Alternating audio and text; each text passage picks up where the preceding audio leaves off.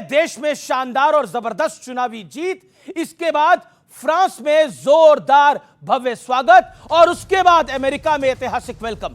यह देश से विदेश तक प्रधानमंत्री मोदी का डंका है, लेकिन विपक्ष को हमेशा से शंका है। क्या इस्लामिक देश, क्या दुनिया के बड़े विकसित देश और क्या दुनिया की सबसे बड़ी सुपर पावर अमेरिका, जो प्रधानमंत्री मोदी को ग्रेट यानी दुनिया का महान नेता बुला रही है।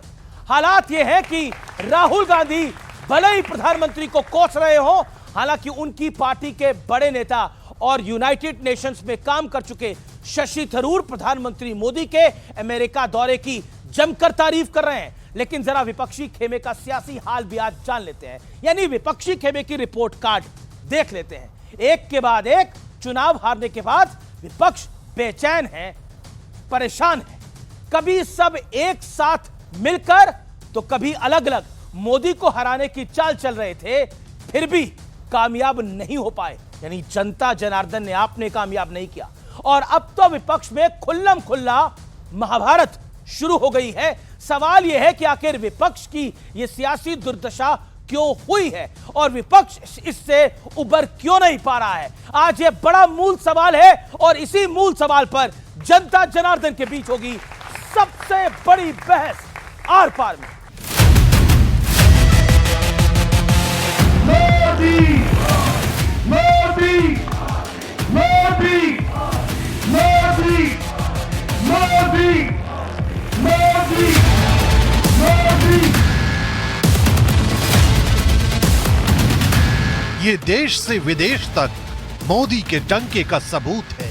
अमेरिका पहुंचने पर जिस ब्लेयर हाउस में पीएम मोदी रुके, वहां आज तक कोई भारतीय पीएम नहीं रुका और दुनिया के भी सिर्फ चुनिंदा बड़ी हस्तियों को यहां रुकने का मौका मिला। लेकिन बात सिर्फ यहां रुकने की नहीं है। जरा सुनिए यूएस प्रेसिडेंट पीएम के बारे में क्या कह रहे हैं। Great honor to have Prime Minister Modi of India. He is a great friend of mine for a long time. We've had a wonderful relationship and we kept the relationship during the 4-year period. Really an honor to see you and you have been my friend for a long time and congratulations on having done a great job. इस शानदार स्वागत का नतीजा ये हुआ कि कांग्रेस के शशि थरूर भी इस दौरे की तारीफ करने लगे। A very good outcome, because otherwise the fear was there might be some hasty decisions made in Washington which would have affected our exports. This way there is time to discuss and negotiate. I welcome that. Modi Modi Modi Modi. और देश की जनता ने तो पहले ही मोदी को sir माथे पर बैठाया हुआ है। केंद्र में लगातार 3 बार की सत्ता और इसके बाद महाराष्ट्र, हरियाणा और दिल्ली की प्रचंड जीत इसका सीधा सबूत है।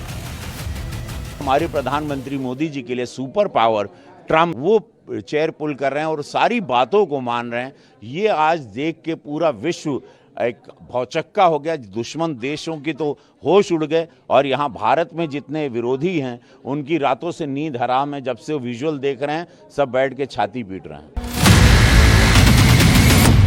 लेकिन दूसरी तरफ विपक्ष ने, जो अब पहले से ज्यादा हताश, पहले से ज्यादा निराश और सियासी तौर पर पहले से ज्यादा बदहवास दिख रहा है, ऊपर से विपक्षी खेमे में सिर फुटबॉल भी चल रही है, तो सवाल है कि क्या ऐसे हाल में विपक्ष की दशा दिशा सुधर पाएगी।